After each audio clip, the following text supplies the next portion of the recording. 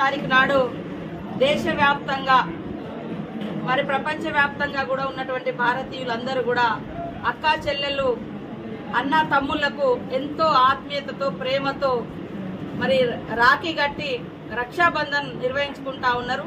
ఈ సందర్భంగా మన ములుగు నియోజకవర్గ అక్కా చెల్లెలకు అన్న తమ్ముళ్లకు కుటుంబ సభ్యులకు ప్రజలకు కాంగ్రెస్ పార్టీ కార్యకర్తలకు ఉద్యోగులకు అధికారులకు పత్రికా మీడియా సోదరులకు అందరికీ పేరు పేరున హృదయపూర్వక రక్షాబంధన్ శుభాకాంక్షలు తెలియజేస్తూ రాష్ట్రంలో ఉన్నటువంటి అక్కా చెల్లెలు అన్న తమ్ములు అందరూ కూడా సంతోషాల మధ్య ఈ యొక్క రక్షాబంధన్ నిర్వహించుకొని రాబోయే కాలంలో అక్కా చెల్లెలను దీవిస్తూ గౌరవిస్తూ ఎదగనిస్తూ వారి యొక్క అక్కా చెల్లెల ఆ ఎదుగుదలలో ప్రతి సోదరుడు మరి భాగస్వామ్యం పంచుకొని ప్రతి మహిళ వెనుక ఒక పురుషుడు ఉంటాడు అనే విధంగా ఈనాడు ప్రతి ఒక్క మహిళకు రక్షణగా తోడుగా మరి ఆర్థిక రాజకీయ సామాజిక కుటుంబ బంధాలలో అనుబంధాన్ని ఆత్మీయతను పంచే విధంగా సమాజం వర్ధిల్లాలని రాష్ట్రం అభివృద్ధి పదంలో ముందుకెళ్లాలని మనస్ఫూర్తిగా రక్షాబంధన్ సందర్భంగా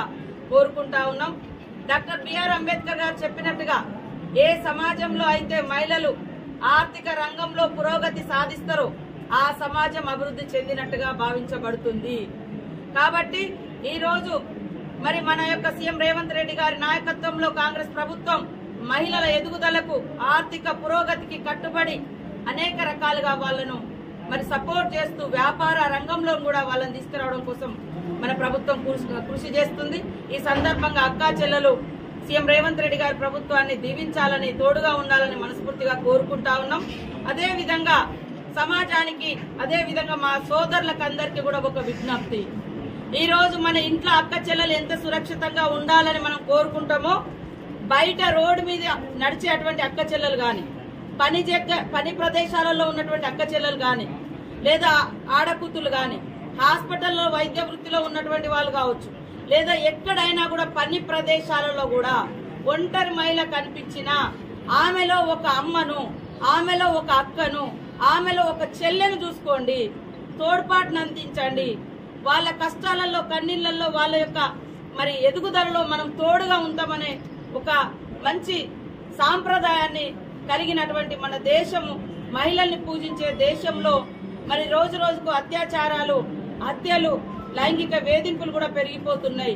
కాబట్టి మన ప్రభుత్వం ఖచ్చితంగా దోషులను కఠినంగా శిక్షిస్తా ఉంది.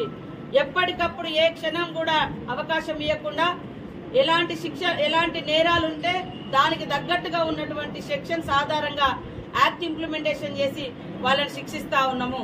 కాబట్టి మేమేమంటున్నామంటే శిక్షతో పాటు శిక్షణ కూడా అవసరము. ఈరోజు మహిళల పట్ల అసభ్యంగా ప్రవర్తించి హత్యలు చేసేవారి పట్ల వేధింపులు చేసేవారి పట్ల అత్యాచారాలు చేసేవారి పట్ల కఠినంగా ప్రభుత్వం అమలు చేస్తే చట్టాలను శిక్షిస్తాం. ఎట్ ద సేమ్ టైం తరగతి గదుల్లో గాని ఇన్స్టిట్యూషన్లలో గాని పని ప్రదేశాలలో గాని ఇళ్లలో మన చేతులలో పెంచబడుతున్నటువంటి మగపిల్లల్లో గాని ఒక బుద్ధిని ఒక సిస్టమ్ లైఫ్ అంటే ఒక సిస్టమేటిక్ విధానాన్ని మహిళల్ని పూజించే దేశంలో మహిళల్ని గౌరవించే సాంప్రదాయాన్ని కొనసాగించాలి.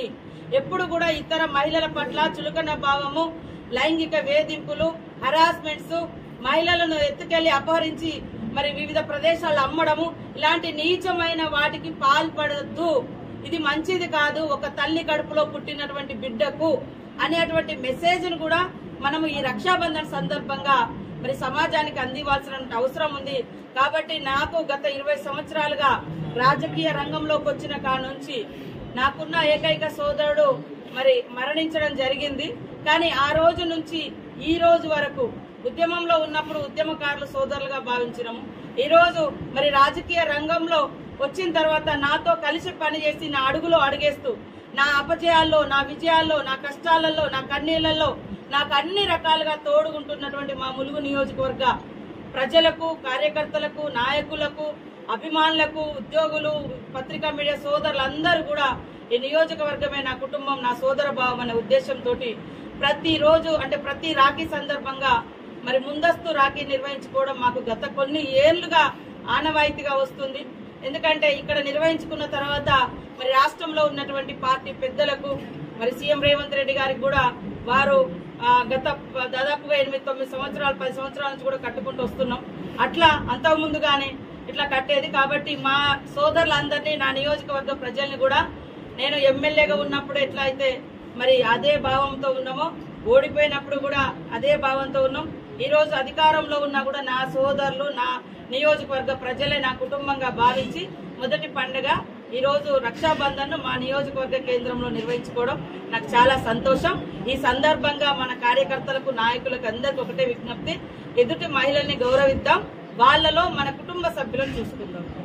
మన కుటుంబంలో ఉన్నటువంటి ఆడపడుచు బయట ఉన్న ఆడపడుచుతో మనకు కూడా సమానమే. కాబట్టి అందరినీ గౌరవించి కాపాడుకుందాం, ఎదగనిద్దాం, రక్షించుకుందామని ఈ సందర్భంగా పిలుపునిస్తాం.